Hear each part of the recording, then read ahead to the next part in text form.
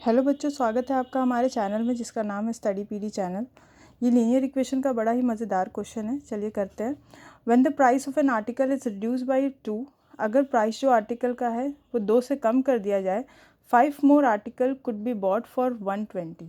तो हम लोग 120 रुपये में और 5 आर्टिकल खरीद सकते हैं। मतलब जो भी खरीद रहा होगा, एक्स खरीद रहा होगा, वाई खरीद रहा होगा, उसमें 5 और खरीद सकता है। तो मान लेते हैं कि प्राइस जो आर्टिकल का था, let price of each article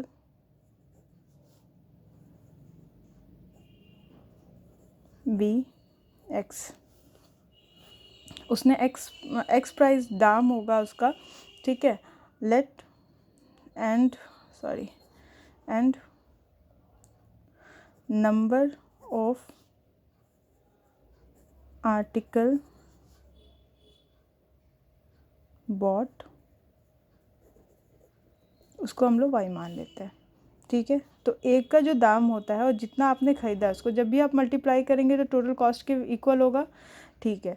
तो क्या हो जाएगा, ये एक्स वाई जब इन दोनों को मल्टीप्लाई करेंगे क्या 120 के बराबर हो जाएगा।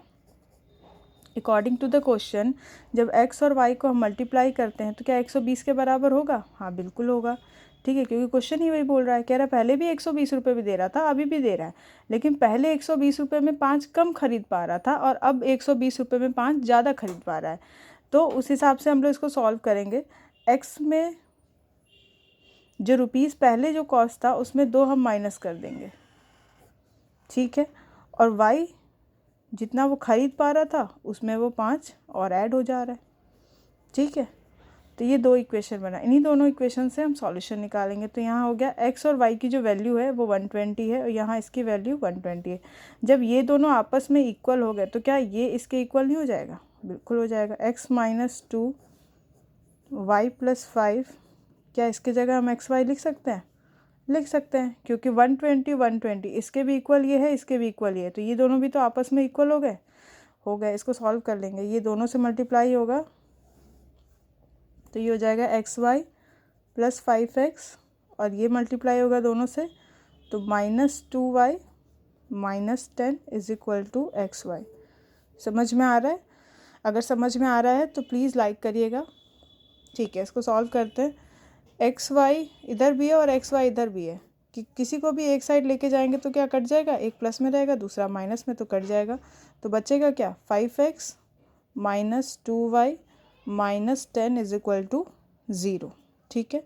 अब यहाँ पे ये दो वेरिएबल है, हमें तो सिंगल में रखना पड़ेगा ताकि हमारी वैल्यू आ जाए। तो क्या हम यहाँ लिख सकते हैं y is equal to 120 upon x, क्योंकि हमें निकालना है क्या, हमें निकालना है प्राइस निकालना है, तो हमें x के टर्म में इसको रखना पड़ेगा, तो हमें y मानना पड़ेगा। समझ में बात आ रही है? ये समझ में आ रही है क्या कहा जा रहा है? तो y मानना पड़ेगा, तो y के जगह हम लोग रखना पड़ेगा हमको, y के जगह 2 इंटू वाई के जगह रख लिए 120 upon x minus 10 equal to 0। समझ में आ रहा है? चलिए ठीक है। x जो है यहाँ डिनोमिनेटर में है, एक काम करते हैं सब में x से मल्टीप्लाई कर देते हैं, ठीक है। तो ये कितना हो जाएगा एक्स स्क्वायर, ये कितना हो जाएगा वो 240 और x जो है आपस में डिवाइड, ये ऊपर मल्टीप्लाई किए नीचे डिवीज़न के फॉर्म में, दोनों कट जाएगा तो ये यहाँ तो कोई वेरिएबल टर्म रहा ही नहीं और यहाँ पे हो जाएगा 10x इज इक्वल टू 0। समझ में आ रहा है? अब देखिए इसमें से कॉमन ले सकते हैं हम लोग, क्या 5 कॉमन ले सकते हैं? बिल्कुल ले सकते हैं। अगर हमने 5 कॉमन ले लिया तो ये कितना हो जाएगा, एक्स स्क्वायर माइनस 24 टाइम और 48 time minus 2x is equal to 0। ये 5 यहाँ से यहाँ आ जाएगा, 0 अपॉन समथिंग 0 वैल्यू आता है, तो हमारा जो इक्वेशन बना वो बना x square minus 2x minus 48 is equal to 0, ठीक है। चलिए आगे बढ़ते हैं, इसको फैक्टराइज करते हैं। 48 को फैक्टराइज करते हैं, कितना आएगा 24 12 6 3। अब इसको कुछ इस तरीके से अरेंज करना है कि ये वैल्यू आ जाए हमारी। तो क्या कर सकते हैं, हमको दिखाई दे रहा 8 ले लिए और 6 ले लिए, तो हम अगर 8 में से 6 माइनस कर दें, सॉरी यहाँ माइनस होगा, -8x और +6x अगर कर दें, क्योंकि यहाँ माइनस वैल्यू आनी चाहिए, तो यहाँ इट मस्ट बी माइनस, ये बड़ी वैल्यू जो होगी वो माइनस में होनी चाहिए। तो यहाँ से हम लोग 8 कॉमन ले लिए, तो आ गया अंदर x -8, और यहाँ से हम लोग क्या कॉमन ले लिए, +6, तो आ गया x -8। ठीक है, समझ में आ रहा है? तो x -8 = 0 हो जाएगा और x + 6 = 0। ये जो वैल्यू है ये क्या देगा हमें, ये x की वैल्यू पॉजिटिव देगा और ये x की वैल्यू नेगेटिव देगा। क्या किसी का भी प्राइस नेगेटिव में पॉसिबल है? पॉसिबल नहीं है, नॉट पॉसिबल। तो हम लोग इसको नहीं लेके ये वाला हमारा आंसर होगा, दैट मीन्स x = 8।